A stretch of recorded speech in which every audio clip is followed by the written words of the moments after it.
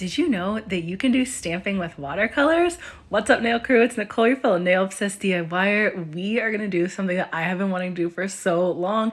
The first time I saw it, I was like, what the heck is going on? We have to try this. I am using these really cool watercolors to fill in a stamp in this mani.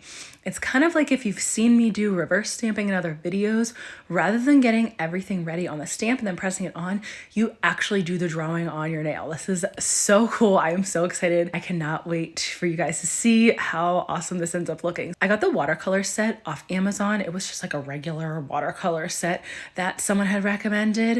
And I think it was around $20 when I got it, 20 or 25. But first, before we jump into that really fun nail art, we are gonna do the base of our mani. Today I'm using this gorgeous color called Come to My Window. It's like a sheer pink with tons of foils. And I thought, oh my gosh, this would look so cool with like the foils, or not foils, flakes, with the flakes popping out in the background because they're like iridescent and they shift all these different colors. So I thought that would be a really cool background for doing underneath of the watercolor stamp. Whenever I'm using a flake, I make sure I pour the dip into a dip cup or a cupcake liner so that I can lay my nail flat onto it. And you'll see me before every single dip that I do with my nail, before I lay my nail flat into it, I shake up the flakes in the little dip cup. So shaking up the flakes is a little bit different than glitters and foils. When you're working with flakes, they're really, really like, I don't know what other word to use besides melty. So these flakes tend to melt down and sit really flat, especially if the flakes are really small, like the ones in this dip. When the flakes are really small like this, you want to get as many as you possibly can on both dips, because that's going to give you the really like good pop of flaky goodness that you want to see. When you're dipping flakes, you want to brush off the excess powder a little bit gentler than you normally would if you're doing like a solid or a shimmer. I noticed that flakes will really like melt in, so you don't want to scrub really aggressively in between layers. You can really gently just brush off any excess, and flakes lay so nice and flat that you just need to do a little brush off so that you don't have too much excess on your nails in between each dip, and then your nails would be like too thick. I like to make sure in between every layer when I'm using dip powders that I brush off the excess. This way my nails don't have like extra powder on and get too thick. It is so much better to have more layers that are thinner than less layers that are thicker. Anytime I'm using dip liquids, I also like to go around my cuticles after I dip with a little pointy nail tool, some kind of like orange wood stick, a toothpick. You can use anything like that. That's going to keep the powder and the dip base off your cuticles, and then your mani is going to last longer. So anytime that the dip base or your dip powder gets stuck to your cuticles, you get lifting a lot easier. So that's why you see a lot of us trace around our cuticles after each dip to make sure that nothing is stuck there, because you want your dip manis to last as long as possible, unless you're like me and you do your nails a lot. I usually change my nails about every 4 to 6 days because I use peel base under my manis. So that's why when you see me do my nails on videos, that they look a little bit shiny before I actually apply my dip powder, because you see the peel base on there. Before I apply my powder, I apply peel base and let that dry. This way I pop off my manis over top of my builder gel and I don't have to soak off. I actually haven't soaked off in acetone in like 3.5 years.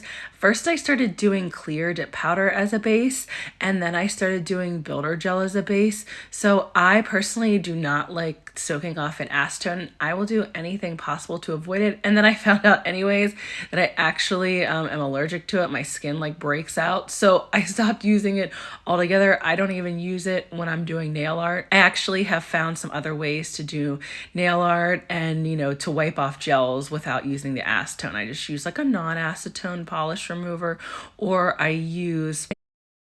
Once you're done with all your dip layers, you want to apply clear dip powder as your last dip. That is going to encapsulate whatever dip color you're using, whether it's flakes like I'm using here, foils, shimmers, solids, whatever. I like to do that because the clear gets into all the little nooks and crannies of your nail, and then this way when you go to buff and shape, you're not messing up the color or the flakes or the foils. I do this no matter what kind of powder I'm using. If I'm using dip liquids, I go in and put clear dip powder on as my last color. and I really make sure I trace around my edges there. Clear dip powder, I just feel like clear kind of gets everywhere because it's like so thin and sheer. I feel like it really gets everywhere in your nails, so I like to make sure that I really trace around my cuticles and then brush off the excess. Then you can go in and you can apply the activator all over your nails, and once that hardens, every brand is a little bit different for how long it takes to harden. Once it hardens, you can go in and then you can do your filing and buffing and shaping, and then you want to spray your nails off or wipe them off with isopropyl alcohol so that you are ready for your nail art. Now we're going to jump into the watercolors. The first thing that you need to do is you need to do your initial stamp. So I like to put sticky base down over my entire nail, make sure I cap my edges, and you want to wait until that totally dries for this step, which is a little bit different than what you'd normally do.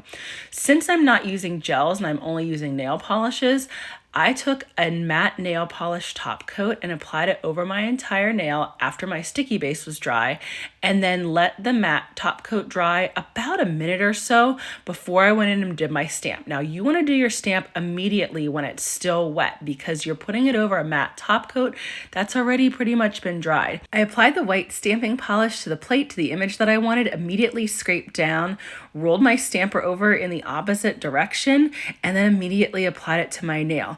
This way, my stamping polish was still wet as I was applying it to the matte top coat. I let my stamping polish dry a couple minutes before I went in with the watercolors, and this is where the fun and the magic happens. Okay, this was so cool, so neat how it all worked out. So you want to pick an image that has some, like, I don't want to say holes, but it has some open spaces in it when you're doing these watercolor designs.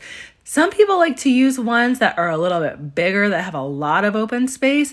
I thought, for my first time, I was going to try a little flower, something easy that doesn't have like huge amounts of space.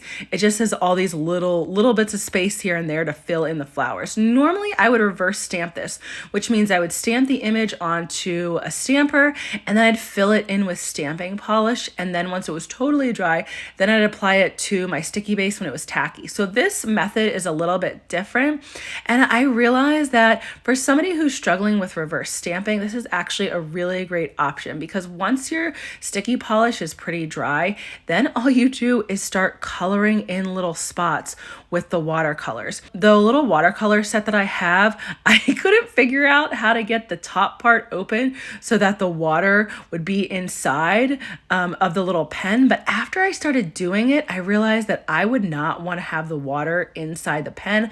I feel like it would just make it too wet because you want to control how wet your pen is. You want it to be wet but not soaked. So you can see I have a little bowl beside me. I actually normally use it for decals, but this time I just filled it with a little water and I dipped the pen in it, brush it onto a paper towel, and then I dipped the little brush into whatever color I want to use. So the nice thing about the watercolor is that you can change up your colors pretty darn quickly. Even though the brush looks like it's a little bit stained with the color, it really doesn't stay on your nail. So I tried a little bit of purple to see how that would go.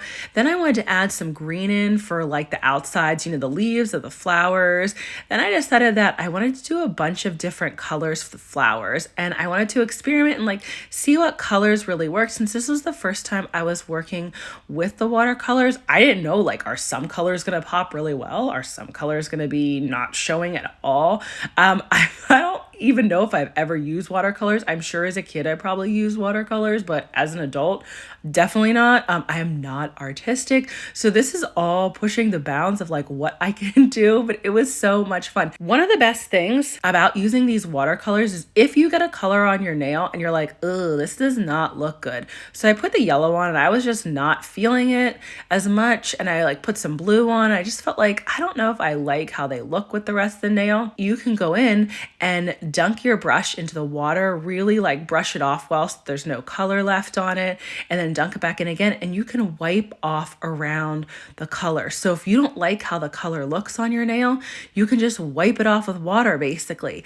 And because the stamping polish does not come off with just water, the stamping polish stays there the entire time. So you're blending in all these little watercolors and your stamping polish is staying right there, which was super cool. I was so excited. I had no idea how it was going to work. I mean, I've seen people do this. I will make sure that in my description, I credit the person that I learned this from off Facebook. I will link her TikTok. I actually saw it in a nail stamping group. You can do this watercolor stamping with gels as well. So what you do instead of sticky base is you do gel base, fully cure it, matte gel top, fully cure that, stamp over the matte top, do all this watercolor, and then wait till it dries, then finish with gel base and gel top instead. So once you get the colors everywhere you want, you can go around with a little bit of water and wipe up the line so that like I still got to see a lot of the white, and I made sure that I took off any of the watercolors that kind of blended into the white lines. I wiped all that out with just a little bit of water on the brush.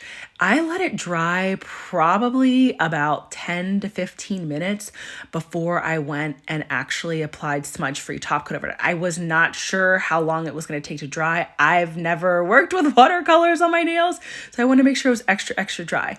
And then I let the smudge-free top coat totally dry while I was working on my top coating with dip liquids. So on all my other nails, I top coat it with dip liquids. And when you're doing that, you just pretend like you're going to top coat that one finger that you have the stamping polish, or 2 fingers, whatever, so that your timing is still correct. Once I finished with my dip top coat, then I was able to go in with my Seche Vite Fast Dry top coat. That is my favorite top coat to apply over my entire nail because it's super shiny.